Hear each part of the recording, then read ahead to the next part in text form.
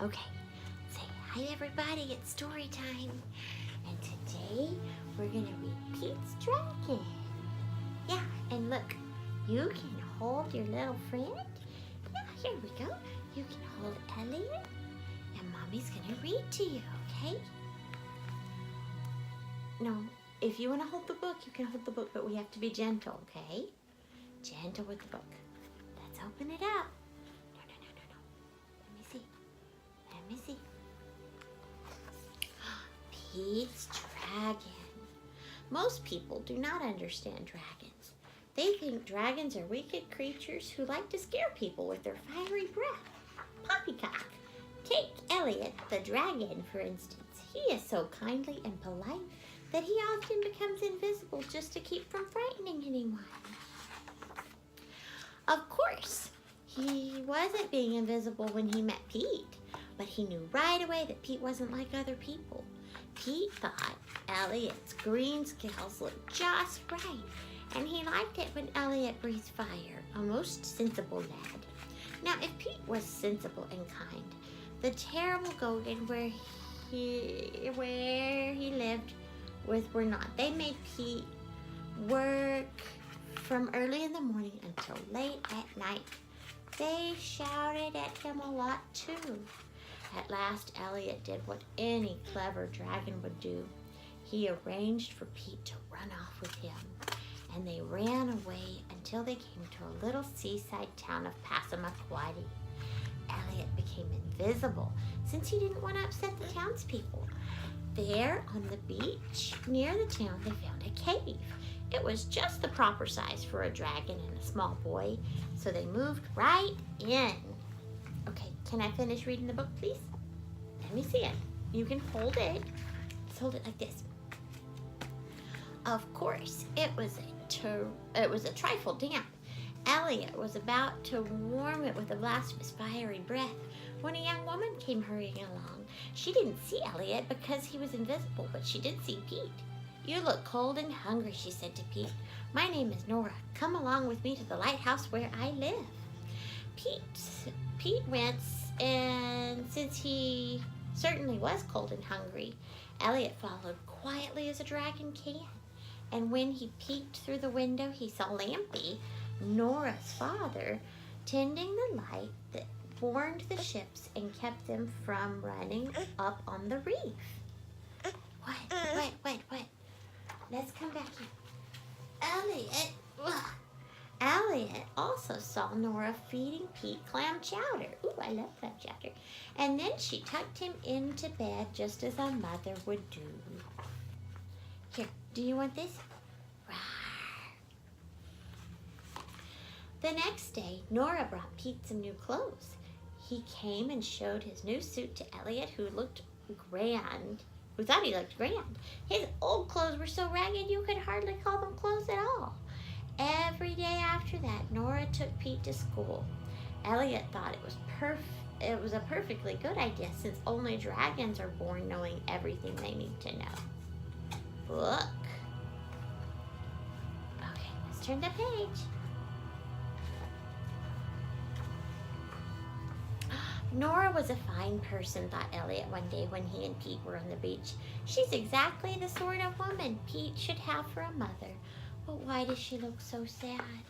As he talked to Elliot, Pete mentioned that Nora was waiting for her sweetheart, a man named Paul who had sailed away many months ago. "His ship sank," said Pete. "Lampy says he's dead, but Nora's certain that he's alive and he'll come back to her one day." Hey, where are you going? Where are you going? This is getting a little bit more difficult, huh? Okay, let's turn the page. Aha, Elliot thought. I wonder what I can do about that. Certainly, Pete would behave himself, be kind to Nora, and help Lampy tend the light in the lighthouse. Elliot disappeared. Pete didn't mind. He was used to it. He didn't know that Elliot was gone, really gone, from the cave near the sea and the little town of Passamaquoddy. Elliot had to find Paul. Uh-oh, honey. Did you hurt your fingers? Alexa, stop. It's a little too daunting right now. Elliot did find Paul, and quite easily too, since dragons can do things things that people wouldn't dream of. Paul was in a hospital far, far from Passamaquoddy. He had a nasty bump on his head, and when his ship went down, he couldn't remember anything about Nora or Lampy. Why, he couldn't even remember his own name. Oh no! Okay, let's finish looking at the book. Look, book. If a bump on the head did that to him, thought Elliot, no doubt another bump would set him straight. He tipped over Paul's bed, and Paul came tumbling out just as Elliot planned. Paul bumped his head exactly hard enough, but not too hard. Oh my goodness. Oh, you gotta be still. Let's turn the page. By golly, Paul cried. Now I remember I'm Paul, and Nora is waiting for me. I must be very late. With that, he got dressed and rushed out to the hospital, looking for a ship that would carry him somewhere back to Nora. Elliot was proud of himself. Off he flew to Passamaquoddy to tell Pete that Paul would soon be home. But when he arrived, a surprise waited him. Pete wasn't at the lighthouse. He wasn't in the cave either. Where could he be? Oh yeah, where could he be? The dragon wondered. Mommy, he's having a hard time concentrating. As Elliot raced along the beach, searching high and low, he seemed to hear Pete calling. Elliot followed his voice into town, and who should be there but the Gogans? They put Pete in a sack, and they were hauling him away in a wagon. Oh no! When Pete was Elliot's boy, Elliot was Pete's own dragon.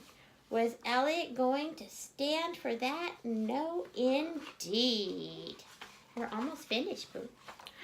Elliot stopped worrying about upsetting people. He became visible, and he charged at the Gogans, breathing fire and spreading clouds of smoke, ouch, across the town.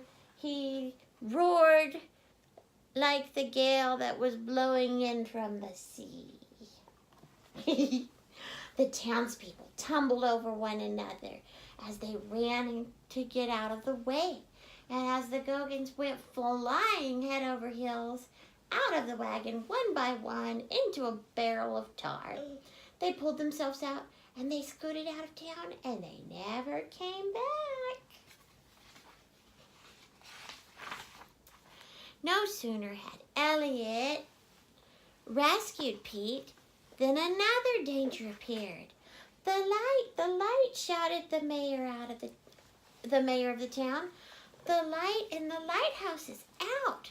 It was true, and Elliot knew that out on the dark and stormy ocean was the ship that was carrying Paul home to Nora. It would surely run into the rocks unless someone lit the lamp again. Boo, you need to stay in one place for just a few minutes. Okay, let's try this again. Elliot sped to the lighthouse and blew his fiery breath at the lamp in the tower. The light flared brightly, and Paul's ship steered clear of the reefs and came safely into the harbor. There, did I skip a page? No. There was hugging and kissing and shouting and cheering. The loudest cheers were for Elliot the dragon, the greatest dragon, visible or invisible, to ever come to Passamaquoddy. Elliot felt quite pleased with himself. Pete would be safe at the lighthouse with Nora and Paul, and whenever Elliot wanted to visit him, he could, because now the people of Passamaquoddy understood about dragons. The end. Did you like that story? Okay, tell everybody bye-bye. Say bye-bye.